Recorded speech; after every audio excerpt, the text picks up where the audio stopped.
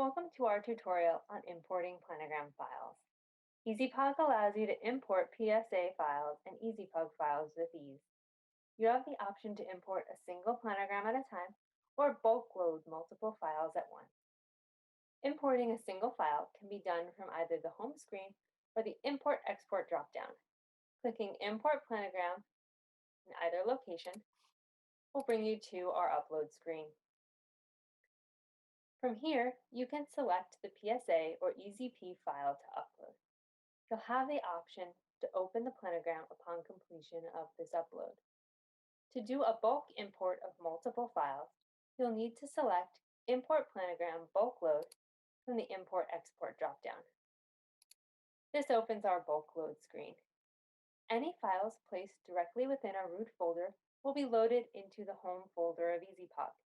Any subfolders within that root folder will create a new folder within EZPOG for all the files within them. The root folder must be zipped up and can be loaded from this screen.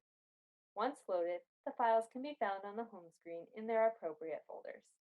Thank you for watching our video. Please visit ezpog.com for more information or email us at info@ezpog.com.